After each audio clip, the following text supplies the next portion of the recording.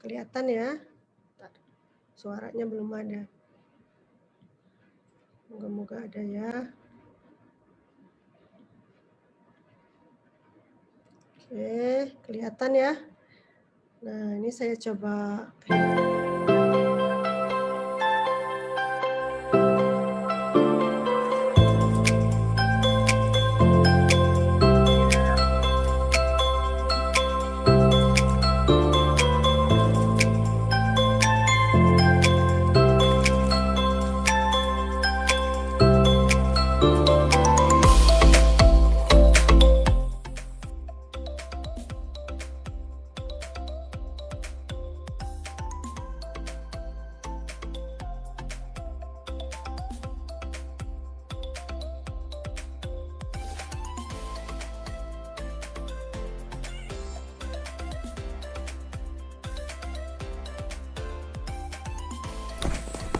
Assalamualaikum warahmatullahi wabarakatuh.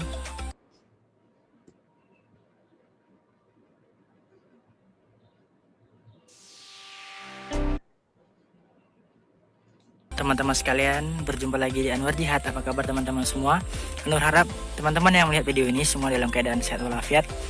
Nah teman-teman, saat ini sampai kita di kebun Anwar yang usianya sekitar 39 hari setelah tanam. Alhamdulillah, pertumbuhannya cukup luar biasa kalau Anwar lihat. Ini ya. Nah teman-teman, di usia saat ini Anwar ingin berbagi kepada teman-teman perawatan Anwar di usia yang saat ini. Kalau teman-teman lihat ini keadaannya becek ya. Di kesempatan kali ini Anwar ingin berbagi tentang perawatan tanaman cabai, yaitu kita di sini akan melakukan penaburan kapur dolomit. Sebenarnya dari semua yang kita lakukan tentunya itu ada alasan dan ada juga tujuannya. Jadi gini teman-teman, mengapa kita lakukan pemberian dari ini dolomit? Kita harus pahami dulu dolomit yang kita taburkan ini mengandung apa. Menurut di label dolomit dan yang pengalaman Anwar, dolomit ini sifatnya ini banyak mengandung kalsium. Ya, dia itu banyak mengandung kalsium. Kalau kita lihat dari ini Anwar ada bawa apa nih untuk supaya teman-teman tahu ya. Nah ini kandungannya itu adalah CaO. CaO ini adalah kalsium oksida minimal 50%, dan CaCO3 ini ada disebut dengan kalsium karbonat karena dia ini oksigennya 3 minimal 85%. Dari pengalaman Anwar, ketika cabai setelah masa generatif, yang jelasnya dia memerlukan asupan kalium yang cukup untuk membangun jaringan yang ada pada tubuhnya, dan kalsium tadi akan memperkuat dan memperkokoh terutama pada pangkal ataupun gagang dari bunga. Kita lihat ini ya. Nah, ini bunganya sudah tidak gini. Jadi jangan sampai kita semua berusaha kayak mana kita bisa mempertahankan batang ataupun calon buah yang akan menempel nih. Harus kita pertahankan insya Allah. Makanya kita lakukan perawatan dengan memberikan kalsium. Tujuannya adalah agar bisa nantinya ini dolomit ini akan memperkuat dari jaringan yang ada pada tanaman. Kita ketahui bersama bahwasannya fungsi kalsium yang paling umum itu untuk selain dia untuk memperkokoh dari ini cabang ataupun pangkal buah ini, dia juga untuk membuat tanaman tuh lebih kuat terhadap serangan dari penyakit. Nah, jadi itu salah satu kegunaan dari kalsium teman-teman. Kalau teman-teman ikuti channel ini dari awal, kita itu di pemupukan pertama, kedua dan ketiga kita selalu menggunakan kalsium.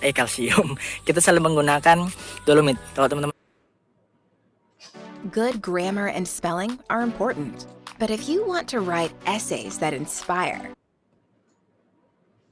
lihat, makanya teman-teman yang baru gabung bisa terus ikuti perawatan yang akan Anwar lakukan di part yang itu menanam cabai kali ini. Kita akan terus berbagi tentang pembudidayaan ini, gitu ya teman-teman. Jadi di sini cara melakukannya sederhana. Cara melakukannya kita tinggal di sini karena musim hujan, jadi Anwar langsung menaburnya di lubangnya gitu teman-teman. Nah, dosisnya berapa yang kita berikan per tanaman? Jadi di sini teman-teman, dosisnya sekitar segini, seperempat genggam ya, seperempat tangan. Kalau kita satu genggam seperti ini. Nah, jadi kalau segini, nah, ini sekitar kalau teman-teman ini sekitar 1 sendok makan, tapi dia munjung, 1 sendok makan munjung ya, 1 sendok makan munjung, langsung kita taruh di lubang. Nah, di sini karena Anwar ada lubang tengah ya, contohnya Anwar kasih seperti ini. Nah, ini karena ada 1 lubang di tengah, tapi yang lainnya nggak ada teman, tapi yang lainnya di sini, gitu teman. 1 sendok makan munjung tuh artinya 1 sendok makan penuh gitu ya, bahasanya munjung lah. Nah, segini lah teman-teman. Ini ada contohnya nih. Nah, ini ada contohnya ya, langsung kita taruh di lubang tanaman. Dan ada pertanyaan, Bang, kira-kira kalau kenain batangnya itu pengaruh nggak? Nah, menurut pengalaman Anwar, ini nggak akan pengaruh apa-apa gitu teman-teman. Malah dia semakin akan kalsium tadi ini akan terserap oleh batang kalau dia terkena air atau kena hujan. Tapi kalau secara kimia, reaksinya terhadap batang itu tidak ada. Insya Allah nggak ada lah, karena udah bolak-balik juga menurut pengalaman ya gitu. Nah, jadi teman-teman kalau memang ingin melakukannya itu nggak apa-apa gitu. Nah, jadi lihat ini calon buahnya udah terlihat nih, 1. Nah, ini cabang panahnya. Karena kita menjagain seperti ini teman. Nah, lihat ini ada yang nggak lengket ya nih. Nah, kita jagain yang seperti ini. Nah, karena yang atas nih, nah ini. Nah, maka nanti pun Anwar akan perkenalkan nih perangsang yang Anwar gunakan untuk masa generatif nih. Gitu teman-teman. Alhamdulillah kalau kita lihat pupusnya ini bagus ya. Nah, gitu teman-teman. Karena kalau kita bicara tentang dolomit ini kalau pembuatannya ya dari kapur di daerah pegunungan. Jadi semacam penghancuran dari batu-batuan yang ada di daerah pegunungan dan melalui proses pensterilasian. Nah, gini teman. Oke, ini contohnya, contoh untuk pemberiannya. Nah, lihat teman-teman. Cari bingkisan di Lazada 55 Ramadan Sale yuk. Buat siapa aja ya? Buat siapa ya? Buat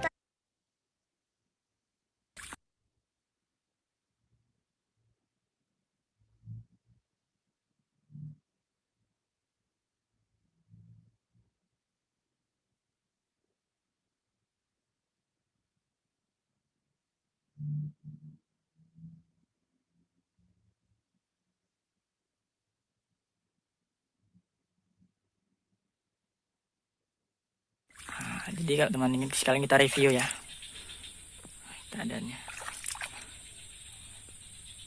Maka teman-teman yang baru gabung ataupun baru jumpa channel Anwar, silahkan subscribe channel ini agar kita terus belajar pembudidayaan cabai dari awal hingga panen, insyaallah. Kalau ada request atau pertanyaan bisa tanya di kolom komentar.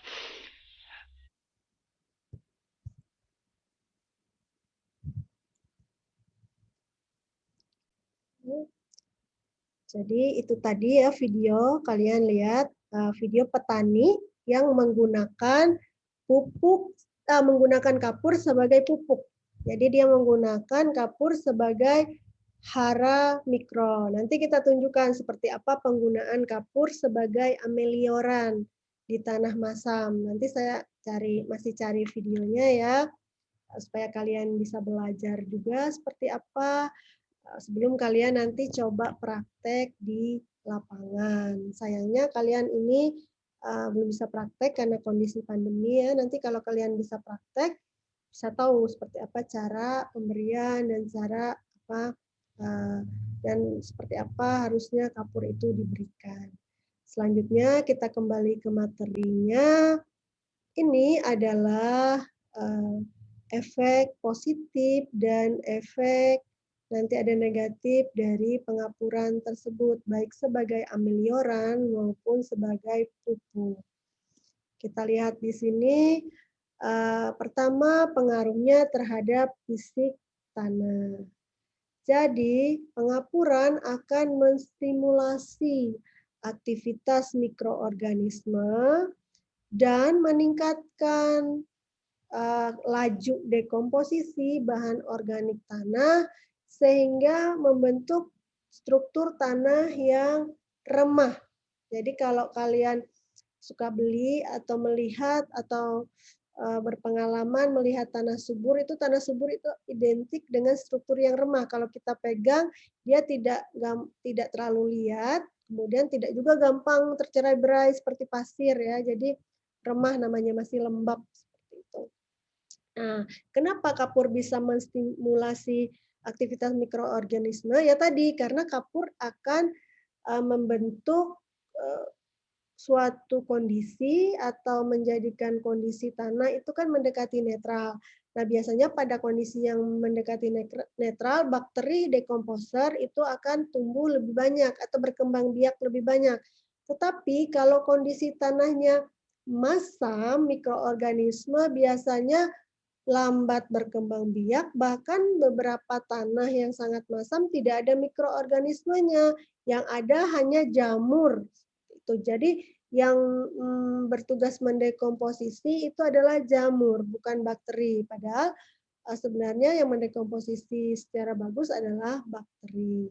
Itu yang dari sifat fisik ya, jadi strukturnya bisa berubah dengan pemberian kapur. Meskipun tidak langsung, kalau perubahan fisik tanah itu tidak sekonyong-konyong langsung berubah ya. Ada proses berapa waktu berbeda seperti perubahan dari efek kimianya.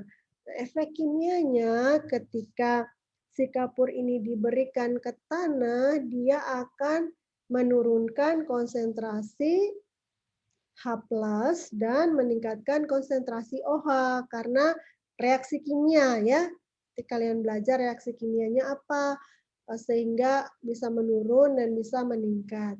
Kemudian dia juga bisa menurunkan kelarutan atau dia mengikat nih si besi dan aluminium serta mangan yang ada di dalam tanah supaya tidak mengganggu kondisi tanah. Jadi dia si reaksi kimia dari kapur itu juga mengikat, selain dia tadi berikatan dengan H, dia akan berikatan juga dengan besi, aluminium, mangan. Kemudian selanjutnya karena tadi hara-hara yang mengkelat atau memegang, biasanya besi, aluminium, mangan tuh dia memegang hara makro ya, berikatan atau bereaksi. Nah, sehingga ketika dia kurang maka hara makronya meningkat seperti fosfat contohnya. Nah, kemudian hara kalsium yang tadi disampaikan di videonya ya, kalsium meningkat, magnesium juga meningkat kalau si kapurnya mengandung magnesium, tapi yang tadi contohnya itu menggunakan kalsium, jadi kalsiumnya meningkat. Sehingga total dari persentasi kejenuhan basa akan meningkat. Nah, ini memperbaiki sifat reaksi kimia di dalam tanah ya, antara kation dan anion. Selanjutnya, apa sih efek negatifnya kalau misalnya si kapur ini diberi berlebih? Tadi sudah disampaikan dosisnya sesendok apa sesini.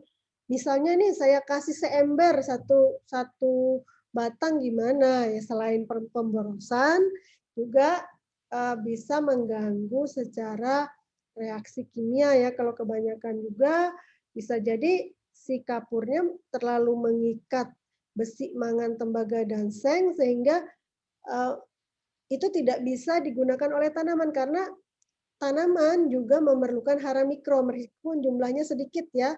Dia juga perlu besi, dia juga perlu tembaga, seng, mangan, dan lain-lain.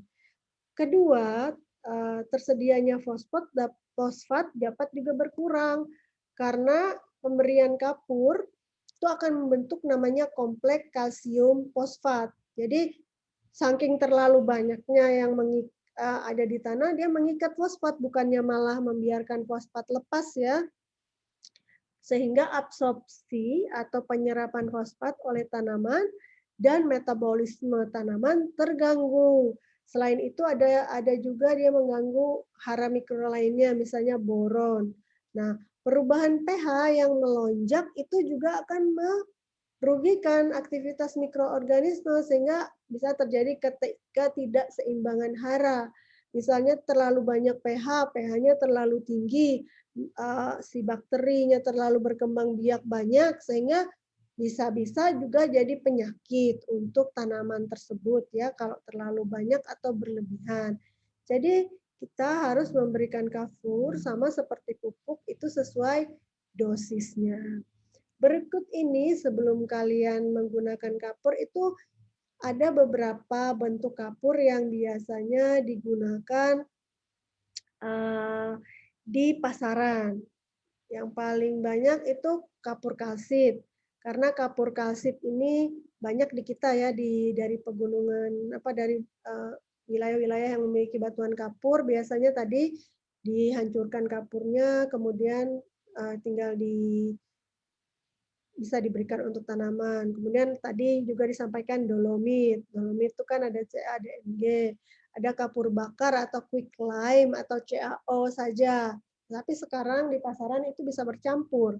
Bisa dicampur juga antara dolomit, kapur bakar, kalsit, itu tergantung produsennya ya. Tetapi kelemahannya kapur bakar tadi itu akan cepat panas sehingga kalau diberikan ke tanaman itu lebih cepat layu, bisa layu.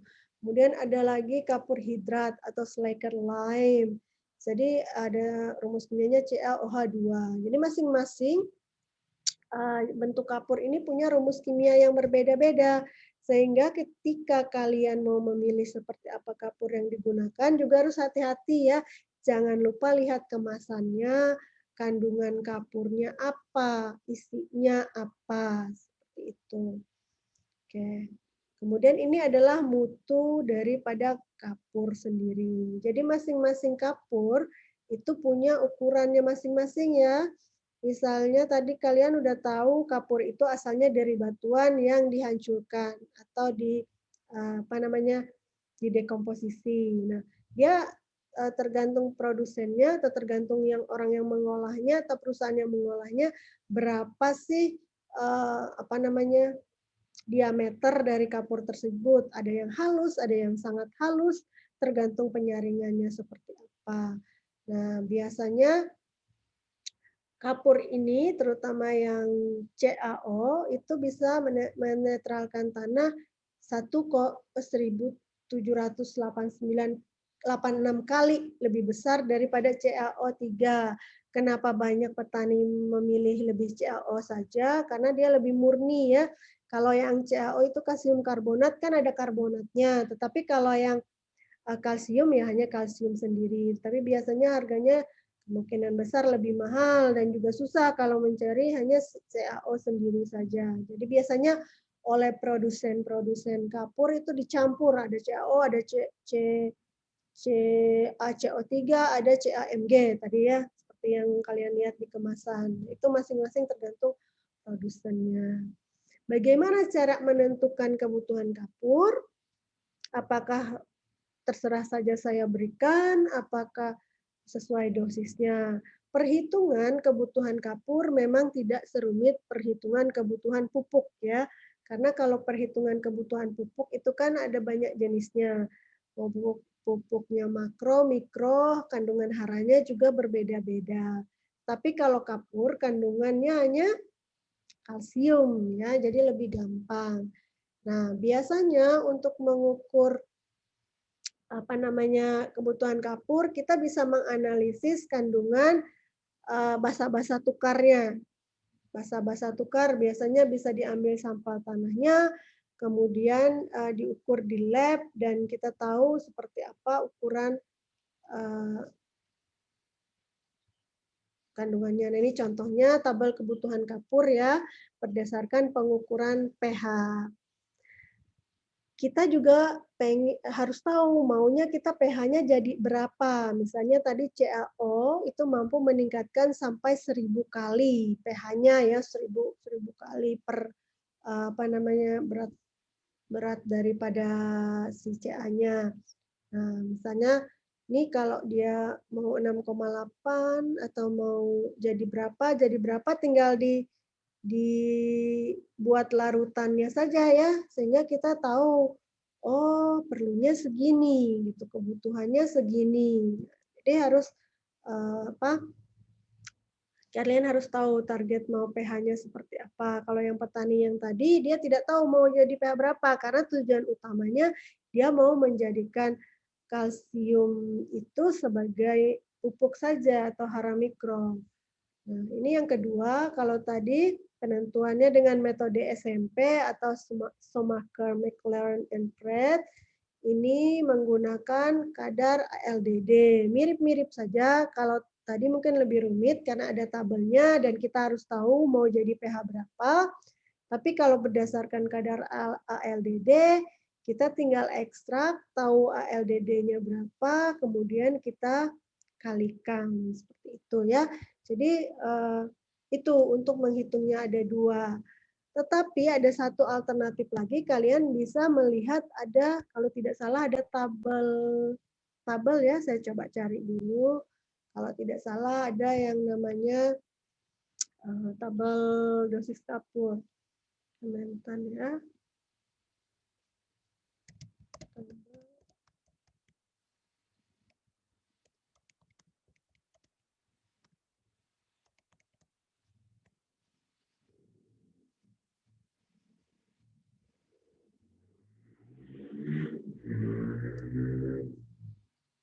Ini contoh saja ya.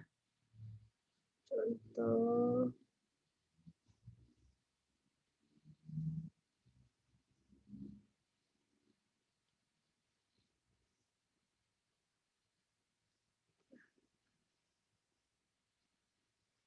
Oke. Jadi setiap jenis tanah atau setiap jenis tanaman itu punya kebutuhan yang berbeda-beda ya, untuk kapur juga baik sebagai pupuk maupun sebagai tadi amelioran. Nah, kalian bisa menghitungnya pertama mau jadi pH berapa. Yang kedua harus tahu kandungan basa-basanya berapa sehingga kalian bisa menambah berapa seperti itu. Ini contoh tabel saja ya, saya ambil nih untuk kacang tanah di lahan masam. Ini contoh mereka menggunakan berbagai metode pengapuran. Misalnya ada ini berapa metodenya, kemudian dia dapat hasilnya seperti apa. Nah, hasilnya itu yang akan dia cek lagi tanahnya jadi berapa setelah diberi kapurnya. Yang paling gampang kalau mau kalian eksperimen atau mau coba-coba atau mau percobaan, kalian bisa menggunakan analisis lab ya. Tadi ambil tanahnya di awal sebelum dikasih kapur, ambil, kemudian setelah kalian kasih kapur, misalnya 2 ton per hektar, 3 ton per hektar, 4 ton per hektar, kalian ambil tanahnya setelah beberapa saat, kemudian kalian lihat perubahannya sampai berapa kemampuannya. Nah, itu cara yang ketiga yang paling gampang, kalau saya biasanya seperti itu ya, dengan saya ambil analisis tanahnya, ketimbang tadi menggunakan analisis SMP atau analisis yang ALDD, karena kita harus hitung-hitungan lagi berdasarkan ion yang ada di sana atau berdasarkan muatan-muatan yang ada di sana. Tapi kalau tadi tinggal ambil tanahnya sebelum, ambil tanahnya sesudah, kita tahu berapa peningkatannya. Nah, ini yang sering digunakan oleh mahasiswa-mahasiswa ya, yang paling gampang. Memang mengeluarkan biaya, tetapi ini cenderung lebih gampang karena kita tahu meningkatnya jadi berapa ya.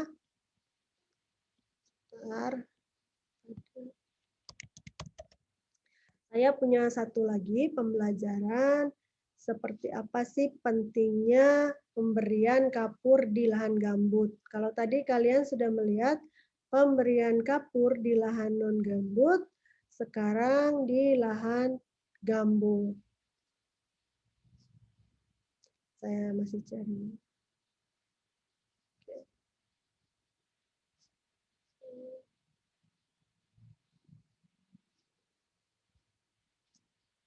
Ini ada satu yang bagus ya, saya coba-coba saja.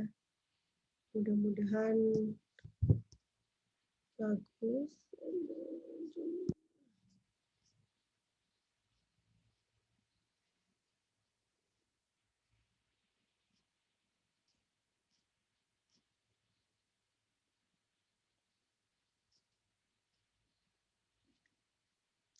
yang bagus gitu.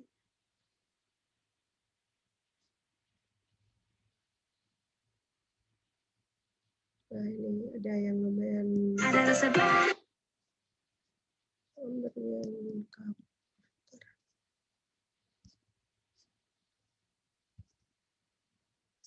Karena pembelian kapur di lahan gambut ini cenderung lebih besar dosisnya ketimbang kalian memberikan kapur di tanah mineral.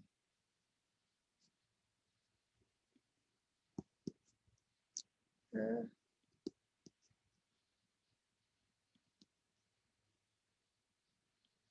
ini cari-cari.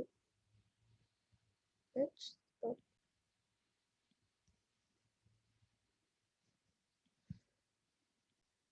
Kita coba lihat-lihat ya, di YouTube ada banyak video-video petani-petani yang biasanya menggunakan dolomit untuk gambut. Ini coba. Wabarakatuh, berjumpa lagi dengan kami para petani dadakan Kalimantan Tengah Sampit ya. Hari ini kita akan berikan kapur dolomit di tanaman buah yang ada di lahan gambut. Ya, sangat penting sekali ya pemberian kapur dolomit untuk lahan gambut, karena apalagi di musim yang masih curah hujannya masih cukup tinggi. Ini untuk mengurangi tingkat keasaman dan menjaga pH tanah. Bagaimana kami memberikannya kapur ini? Mari kita saksikan bersama-sama. Baik, untuk pemberian kapur ini seperti biasa saya dibantu oleh Mas Slamet itu. Nah, jadi ditabur-tabur.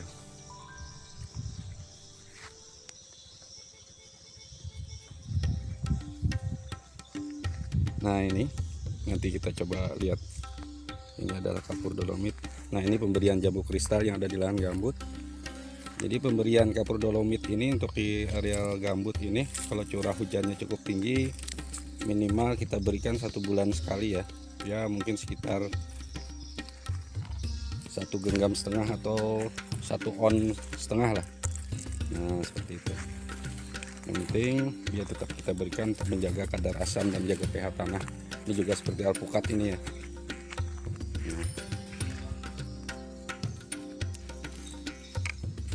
Jadi alpukatnya tumbuhnya juga bisa bagus ya di lahan gambut ini, asal kita rawat. Mungkin insya Allah mudah-mudahan bisa bagus sampai berbuah. Seperti itu. Jadi nanti semua tanaman yang ada di lahan gambut ini kita berikan kapur. Jadi penting sekali ya para sahabat, seperti itu yang saya juga tahu dari beberapa referensi. Jadi demikian kawan semua. Terima kasih yang sudah mampir dan menyaksikan. Jika ada manfaatnya bisa di like, share, dan subscribe. Salam sehat, salam subur dari kami para petani dadakan Sampit, Kalimantan Tengah. Itu tadi ya video yang cukup bagus, contoh pemberian pupuk di lahan gambut. Nah, sekarang kalian tahu seperti apa cara pemberiannya, baik di lahan gambut maupun di lahan mineral. Seperti apa penentuan dosisnya, nanti kalau mau kalian bisa baca. Thinking about incorporating flow cytometry capabilities into your lab? Jadi kalian bisa belajar sendiri, lihat sendiri, baca bukunya. Kalau kalian di sini punya bukunya, sebenarnya buku dasar ilmu tanah itu ada ya. Jadi ada bukunya lengkap di sana, mulai dari A sampai Z terkait dengan tanah dan seperti apa perbaikan tanah, pengelolaan tanah, itu ada semua di sana. Jadi kalian bisa pinjam bukunya di perpustakaan atau beli bukunya dan baca bukunya. Nggak tahu kalau online ada atau tidak ya, saya tidak tahu. Jadi untuk menambah pengetahuan kalian selain apa yang diberikan oleh dosen. Jadi jangan hanya puas apa yang diberikan oleh dosen, tapi harus berkembang karena ilmu sekarang itu cepat sekali berkembang. Kalau kalian nunggu dari dosennya, jangan-jangan dosennya juga nggak up to date ya. Jadi belum tentu semua yang diajarkan dosen itu hal-hal yang baru. Nah, itu yang sudah kalian ketahui dan sudah sampai pada hari ini, dan ini adalah materi terakhir perkuliahan saya. Sebelum saya akhiri, jadi minggu depan komtinya tolong kontak Profesor Salampak ya, akan beliau yang akan minggu depannya lagi, karena minggu depan kita akan ada UTS ya, jadi saya tidak ada UAS, jadi minggu depan ada UTS online saja. Kita berbasis Google Form saja, kalian menjawabnya bebas, yang penting dalam waktu yang ditentukan itu sudah terjawab ya. Jadi kita akan melakukan UTS, kemudian kalian belajar dari materi-materi yang sebelumnya juga, jangan lupa baca-baca supaya kalian bisa mengikuti UTS-nya dengan baik. Nah, sebelum saya tutup, apakah ada yang mau bertanya nih terkait materi kita yang sebelumnya? Yang materi pertama klasifikasi tanah, materi kedua tentang survei dan evaluasi kalau nggak salah ya, ketiga tentang konservasi, yang keempat tentang pemupukan, dan ini yang kelima tentang pengapuran. Nah, silahkan kalau ada yang mau bertanya nih 1-2 orang sebelum kita akhiri supaya nanti tidak ada pertanyaan-pertanyaan lain yang mengganjal. Silahkan kalau ada yang mau bertanya. Dan jangan lupa juga tugasnya ya, kemarin yang saya berikan minggu yang lalu itu akan jadi tugas praktikum. Jadi itu akan jadi nilai praktikum kalian, nanti dikumpul di loker ya. Kemarin kalau nggak salah sebelum sebelum Lebaran apa sebelum UAS? Tanggal 5 terakhir, Bu. Oh, sudah. Jadi tanggal 5 terakhir. Dikumpul saja di loker ya, dikumpul tugas kelompok. Dan jangan sampai ada yang tertinggal. Sering masalahnya ada beberapa, saya nggak tahu juga ini masalah mahasiswa, biasanya ada 1-2 orang yang merasa, aduh Bu, saya tidak ada yang ngasih tahu, bikin laporan, bikin tugas, saya nggak tahu apakah dia hadir apa tidak kuliah ya, karena sekarang secara daring. Absennya sih ada, tetapi katanya tidak ada informasi. Nah, jangan sampai seperti itu. Tolong komtinya di-share, kasih tahu ke semua teman-temannya, kasih forward, misalnya ini tugasnya ini harus dikumpul tanggal segini, tugas kelompok ini kalian belum ngumpul, misalnya diingatkan ya, supaya nanti nggak ada yang protes. Jadi kalau udah protes yang paling sering saya temui itu protes yang udah keluar nilainya. Itu udah sebenarnya sudah malas saya mengubahnya lagi ya. Jadi biasanya kalau udah keluar nilai saya D, Bu, atau E karena nggak ada nilai praktikum. Lah, salahnya sendiri kan ya, tidak mengumpul seperti itu. Jadi kalian di sini yang hadir pada hari ini jangan lupa ya. Jangan sampai tertinggal, minimal saya kalau berharap dapat 100 ya belum tentu ya, minimal ngumpul ada namanya. Dia tertulis namanya. Kalau masalah nilai kan itu tergantung dosennya masing-masing ya. Jadi jangan sampai tidak mengumpul, itu harapan saya. Apalagi zaman pandemi sekarang semua kelas online, kita tidak bisa bertemu langsung. Saya juga tidak melihat satu-satu mahasiswa yang mana siapa-siapa. Kalau di kelas kan saya tahu nih satu persatu lihat orangnya. Nah kalau di sini kan kadang ada yang pakai kamera, kadang ada yang enggak. Ya, tidak bisa dipaksakan juga karena kondisi internet yang kurang bagus ya. Tapi paling tidak jangan lupa pertama absen, yang kedua kumpul tugasnya, yang ketiga ikut nanti UTS atau UAS ya. Ada banyak sering saya temui juga 1-2 orang merasa, Bu, saya sudah jawab UAS-nya tapi kok nggak ada nilainya. Nah, saya nggak tahu itu ya.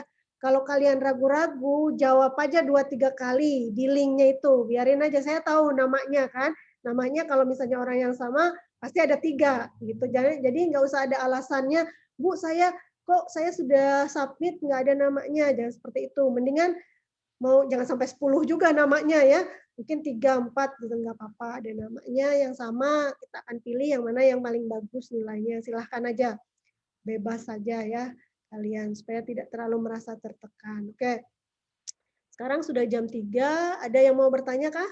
Sebelum saya akhiri, ini kuliah terakhir ya, minggu depan UTS dan minggu depannya ganti dosen yang lain. Ada yang mau bertanya atau bingung ya? Bingung dari awal sampai akhir nggak? Mudah-mudahan nggak ya, nanti baca-baca lagi aja,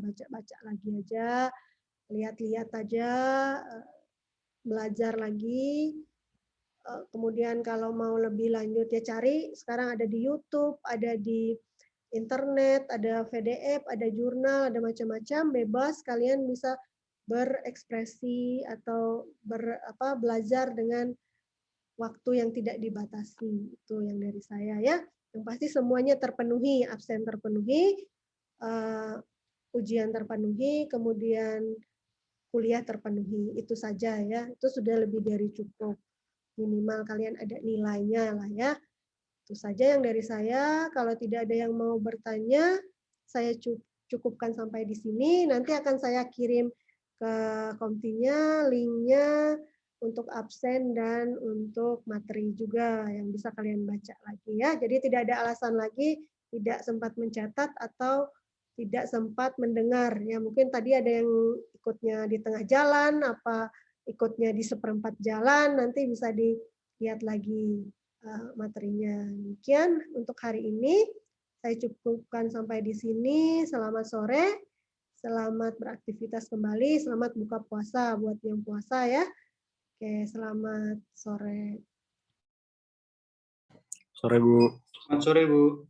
Terima kasih. Terima kasih, Bu.